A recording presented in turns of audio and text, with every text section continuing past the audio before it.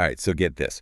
We're diving into a world where light bends to our will, creates illusions, and even, like, travels down invisible highways. We're tackling geometrical optics. Okay. Ever wonder how glasses work or why that straw in your drink looks broken? Yeah. Today's deep dive is going to unveil those mysteries and more. Yeah, what's fascinating about geometrical optics is that it's not just abstract physics. Right. It's the foundation for so many technologies we use daily but rarely think about. We're talking cameras, telescopes, even those fiber optic cables, zipping information around the globe at light speed. Hold on. Back up a sec. Before we get to light bending, we got to start with the basics. Light travels in a straight line, right? Right. Kind of obvious, but where does that lead us? It's the starting point for everything. Okay. That straight line movement is why shadows exist. Think of light like a stream of tiny particles, each one zipping along until it hits something. Okay. If that something is opaque, like a wall, you get a shadow. But if it's transparent, that's where things get interesting. Okay, so like a window. Light goes right through. Yeah. But what about those frosted shower doors? You see light, but everything's blurry. Exactly. That's because of how the material interacts with light. Okay. We categorize them as transparent, translucent, or opaque. Okay. Transparent light passes right through. Translucent, some light gets through, but it's scattered, making things blurry. Opaque, light's blocked completely. So shadows are light's straight line path meeting an obstacle. Yeah. Now, what happens when light hits something and bounces back? Enter mirrors. Mirrors are all about reflection. Okay. Think of a perfectly still lake reflecting the mountains. That's specular reflection off a smooth surface. Right. But look at that same lake when it's choppy. The reflection gets distorted because the surface is rough, scattering the light. That's diffuse reflection. Wait, so even my messy bedroom wall is technically reflecting light, just not in a way that lets me see my reflection. Exactly. It's bouncing off in all directions. But things get really wild when we talk about curved mirrors, the concave and convex ones. Yeah. These are the mirrors that can make you look tall and skinny or short and round, like in a fun house. Oh, those always make me dizzy. Yeah. How do they pull off those visual tricks? It's all about the curve. A concave mirror, curved inward, can actually focus light. Okay. Think about using a magnifying glass to burn a piece of paper. Right. You're focusing sunlight into a tiny, powerful point. That's a real image created at the focal point of the mirror. Okay, that makes sense. Yeah. But what about when I look in a makeup mirror and see a magnified version of myself? That's not a real image. You got it. Okay. That's a virtual image. Okay. Meaning the light rays aren't actually converging there. Think of it like this. Your brain is tricked into seeing an image behind the mirror. Right. Even though the light's bouncing off the surface. Whoa, so mirrors aren't just for checking your hair. They're bending light and, like, playing mind games with us. Right. Before we move on, what about all that talk of focal length and stuff? Yeah. Sounds kind of technical. It's easier than it sounds. Imagine cutting a sphere right in half. Okay. That curved surface is like a concave mirror, the center of that original sphere. Yeah. That's the center of curvature. Okay. And the line through the mirror center connecting that center of curvature. Right. That's the principal axis, like the mirror's line of symmetry. So it's all about the geometry of the curve. Exactly. Makes sense. Yeah. But we've been talking about bouncing light. What about when it bends as it passes through things? You're ready for refraction. Okay. It's why a straw in a glass of water looks broken at the surface. Light travels at different speeds in different mediums. Right. Like air versus water. Okay. When it crosses that boundary, it bends, changing direction. Wait, so light actually slows down in water? It does. That's blowing my mind. And how much it bends depends on the angle it hits the surface. And this thing called the refractive index, which is like a measure of how much each material slows light down. The bigger the difference in those indices, the more dramatic the bend. Okay, so that explains the broken straw illusion. Is there some kind of rule book for how much light bends in different situations? This feels like it could get complicated fast. Don't worry, there's a law for that. Okay. It's called Snell's law. Okay. And it relates the angles of the incoming and outgoing light rays to the refractive indices of the two materials. It's basically the math behind why things look the way they do when light bends through them. Snell's law, huh? Yeah. Gotta love a good scientific law. Right. So we've got light traveling straight, bouncing off mirrors and bending as it passes through stuff. Mm-hmm. What's next in this optical adventure? Well, if we're talking about bending light in a controlled way, we Yeah. got to talk about lenses. Those curved pieces of glass that can make things appear larger or smaller. Right. Think glasses, cameras, telescopes, all thanks to lenses. Lenses. Yeah. Finally. Something I kind of get. But there are different types, right? Yeah. Convex and concave. What's the difference again? Think about their shape. Okay. A convex lens is thicker in the middle, and it converges light. Okay. Bringing those light rays together, that's how a magnifying glass works. Right.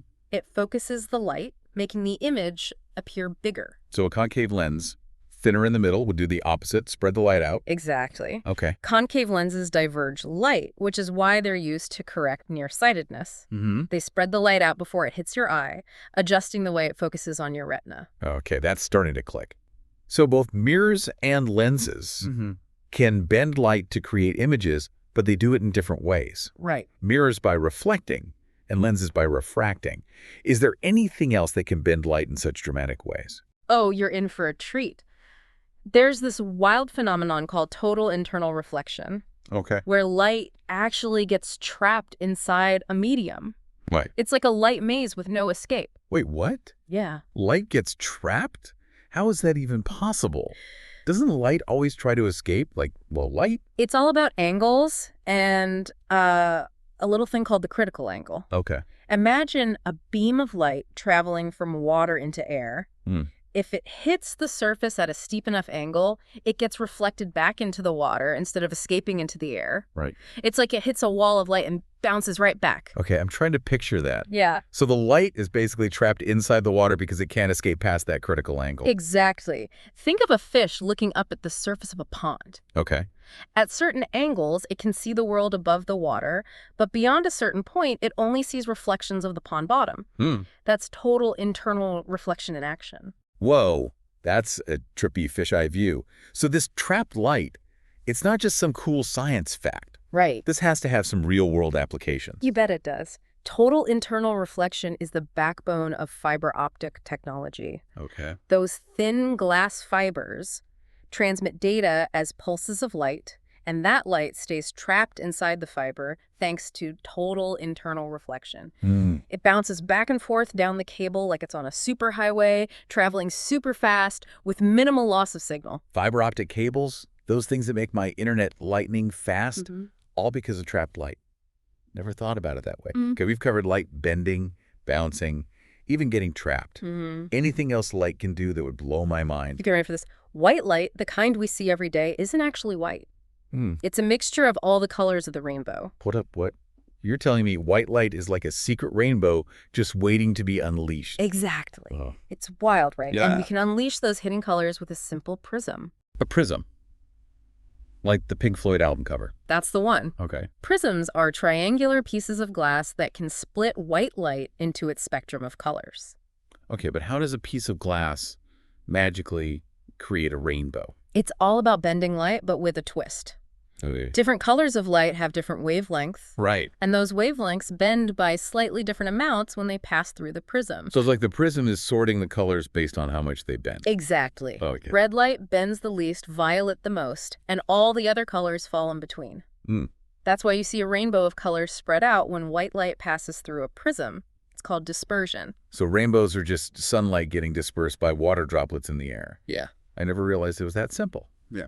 But we've been talking about all this cool stuff about light, and I can't help but think, how is this used in the real world? Right. Like, what's the point of understanding all this? The point is, all these seemingly simple principles about light are the foundation for a mind-blowing array of technologies. Yep. Cameras, telescopes, microscopes, eyeglasses, they all rely on the way light interacts with mirrors, lenses, and prisms. Okay, yeah, that makes sense. So, like, how does a simple magnifying glass work? It's a convex lens with a short focal length. Okay. When you hold it close to an object, the lens bends the light rays, creating a magnified virtual image. Right. It's tricking your brain into seeing a larger version. So it's not that the object is actually bigger, it's just that the light is bending in a way that makes it look bigger to my eye. Precisely. Hmm. It's all about manipulating the light paths. And when you want to see really tiny things like cells or bacteria, you need more than a simple magnifying glass. Okay. You need a compound microscope. Compound microscope, so it's like a magnifying glass on steroids. You could say that. It uses two convex lenses, an objective lens close to the object and an eyepiece lens close to your eye. The objective lens creates a magnified real image, and the eyepiece lens magnifies that image even further, giving you an incredibly detailed view of the microscopic world. Whoa, that's some serious magnification power. Okay, so we can zoom in on the tiny stuff. What about looking at things far, far away, like stars and galaxies? Right. Enter the telescope. Exactly. Astronomical telescopes use a combination of lenses or even mirrors to gather light from distant objects and create magnified images. Think of it like a giant light bucket, collecting as many photons as possible and then focusing them to a point where we can see them. So it's like a magnifying glass for space. Yeah. But wait, how do you magnify something that's light years away? Right. It's not like you can move the object closer to the lens. It's about the focal length. Okay. The longer the focal length of the objective lens, the more it magnifies the image. And you can adjust the magnification further by using different eyepiece lenses with varying focal lengths. Okay, so telescopes are all about gathering faint light from distant objects and then magnifying it so we can see it. Pretty amazing stuff. But what about bringing those celestial views down to Earth? How do cameras capture images? Cameras are like mini telescopes. They use a convex lens to focus light onto a light-sensitive surface, whether it's film or a digital sensor. So the lens in a camera is basically doing the same job as the objective lens in a telescope. You got it. Okay. It's bending the light rays to create a real inverted image. Oh. And to control how much light gets in, there's an aperture, kind of like an adjustable window. Okay. Wider aperture, more light, brighter image. And then the camera sensor captures that focused light and turns it into a digital image. Exactly. It's mind-blowing how much technology goes into capturing a simple photograph. But at the heart of it all are the same principles of light we've been discussing. This is incredible. We've gone from shadows and reflections to capturing images of distant galaxies, all thanks to the way light interacts with mirrors, lenses, and prisms.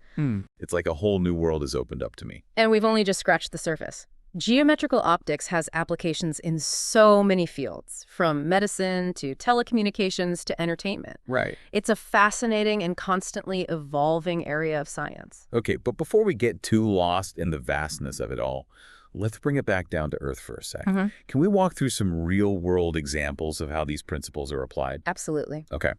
Let's say you're taking a picture. And you get a perfect shot with a 2-second exposure when you're 20 centimeters from your subject. Okay. Now, what if you step back, doubling the distance to 40 centimeters? Right. What happens to the exposure time you need? That's a good question. I don't know. What happens? That's where things get tricky. The intensity of light decreases with distance. Right. And not just linearly. It's by the square of the distance. Okay. That means at double the distance, the light hitting your camera sensor is only 1/4 as strong. Whoa, that's a huge difference. So to get the same brightness in the photo, I'd have to increase the exposure time to compensate. You got it. Okay. Since the light intensity is 1/4, you'd need to quadruple the exposure time. Okay. In this case, that means 8 seconds instead of 2.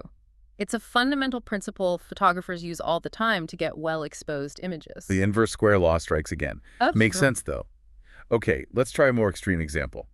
Aerial photography. Okay. Imagine you're in a plane, 2,000 meters up, with a camera that has a 50-centimeter focal length lens. How much ground can you actually capture in one shot? This is where understanding the relationship between focal length, image distance, and magnification comes in handy. Okay. We can use the lens formula to figure out where the image forms, Right. and then use the magnification to figure out the area on the ground corresponding to the size of the film. Okay, so there's some math involved, but basically, we're figuring out how a lens takes a huge area on the ground and shrinks it down to fit on a piece of film. Exactly. And in this case, with those numbers, you'd be surprised how small an area you actually capture. Really? It works out to be roughly 20 square meters. No. Even though you're way up high, the camera's field of view is limited by its lens. Wow, that's a lot smaller than I would have imagined. It really puts things into perspective. Yeah. So we've talked about mirrors, lenses, prisms, even fiber optic cables, all thanks to the way light behaves. What's the biggest takeaway for our listeners today? Light might seem simple, but the way it interacts with the world around us is incredibly complex and powerful. Right. Understanding even the basics of geometrical optics can unlock a deeper appreciation for how everyday things work, from cameras to eyeglasses to those stunning rainbows after a storm. It's amazing to realize that so much of our modern world is built on these fundamental principles of light. It makes you look at everyday objects in a whole new light, pun intended. Absolutely. And that sense of wonder and curiosity is what keeps science exciting. There's always more to explore, more to learn about the world around us. Exactly. Totally agree. So to our listeners, keep those eyes open and keep asking questions. You never know what optical wonders you might uncover in your everyday life. Until next time.